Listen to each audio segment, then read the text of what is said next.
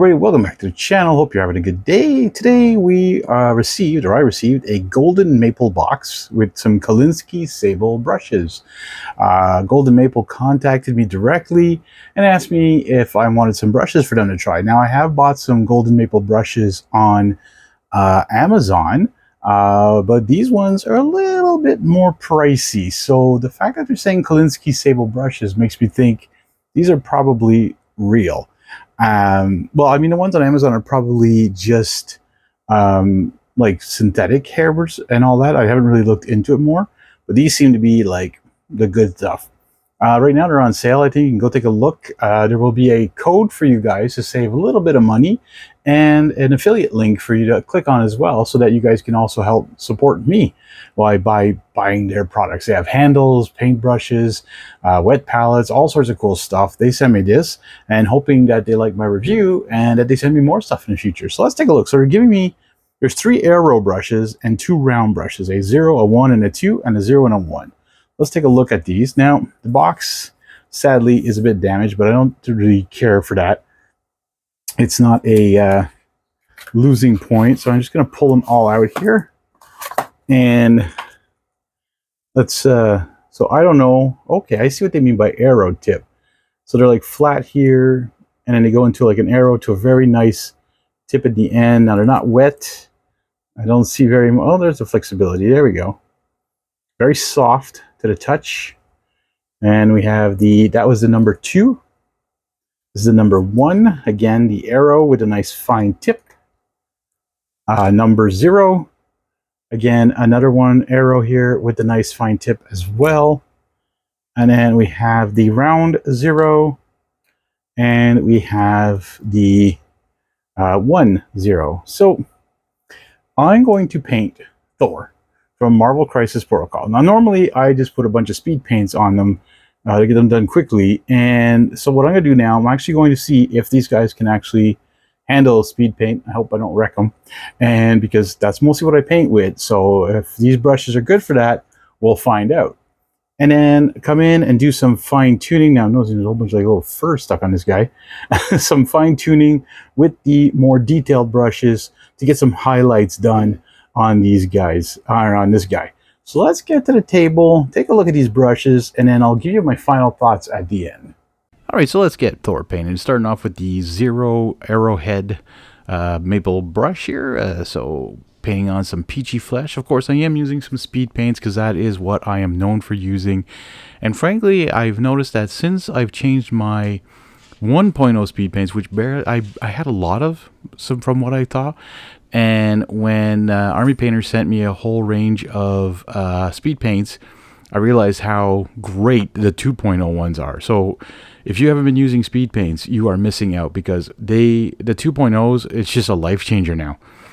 Bright red is our next color. Now, there are a few that I still have 1.0, but I am looking to exchange those and change in the bottles and use the older bottles for when I have paint nights with some friends over, and they can still use them. But I mean, the 2.0 is what really works. And like I said, I'm using bright red now on his cape. This is kind of like got an orangey feel to it. I didn't want it super red because like the artwork was not super red as well. And having the so what I did is I actually painted these or primed these with an ash gray can of primer from Army Painter, and then gave a Scar White Citadel can of like Zenithal, so that there is a kind of light and darker shade, because speed paints do act differently on white, gray, brain matter beige, what is the other one, the skeleton bone. It really acts differently. And my point in the future with some Marvel Crisis, again, I'm going to come back again with probably priming one with a skeleton bone, one with a wraith bone, one with an ash gray, and maybe some other colors, maybe some brain matter beige, whatever I have left in cans, which I don't have much of anymore because I've been using mostly airbrush stuff. Anyways, so what I'm doing now is using some Gravelord Gray, still using the maple brushes, which by the way hold a lot of speed paint in them, so you get a lot of bang for your buck here. You don't have to keep going back to get more paint. And I was using the Gravelord Gray on all the metallic parts for later on as a base coat. Pallid bone for his hair, which I found is a great color for dirty blonde hair. But then when I was painting up Valkyrie separately, I noticed that adding a touch of ancient honey to the mix really makes dirty blonde hair. So yeah, note to self, pallid bone and ancient honey, really good dirty blonde hair.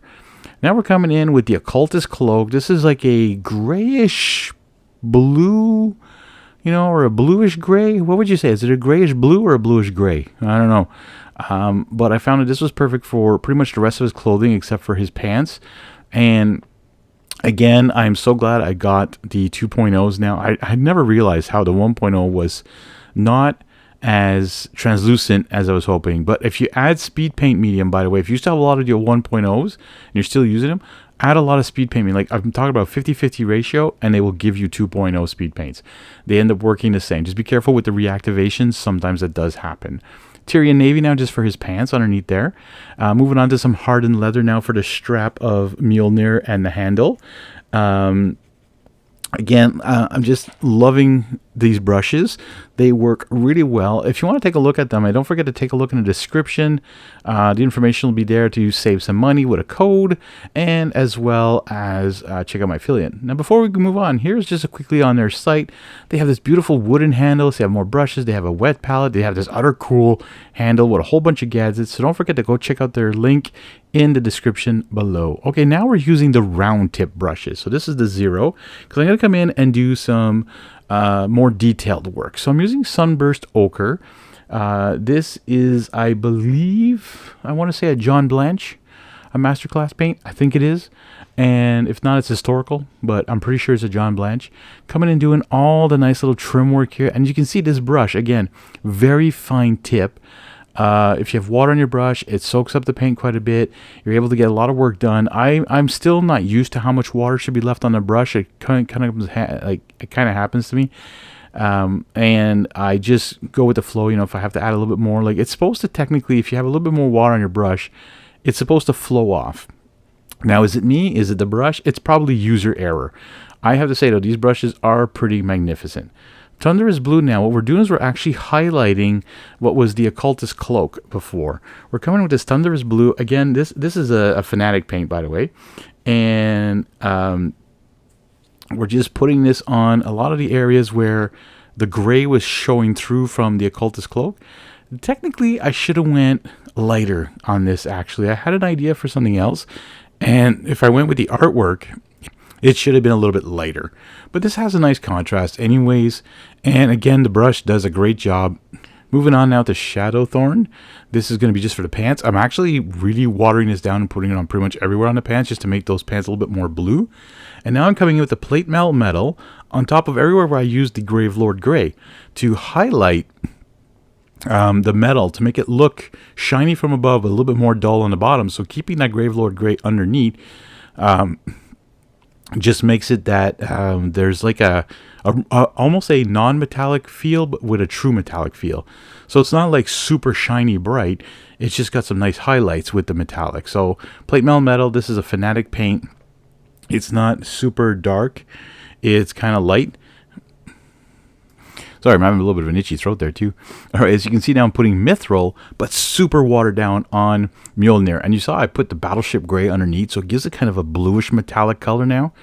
And now I'm coming in with a highlighting of Angelic Red. Now you see I went back to the Arrow maple brush here, the Arrowhead, arrow tip, just because I want to have a little bit more paint on it. And if I want to go wider, what's cool is you press on this brush and you'll get a wider line. If you use just a tip, then you're getting nice detailed lines. So again, amazing brushes. Yeah, just finishing with Star Trek Gems. Let's get on to my final thoughts.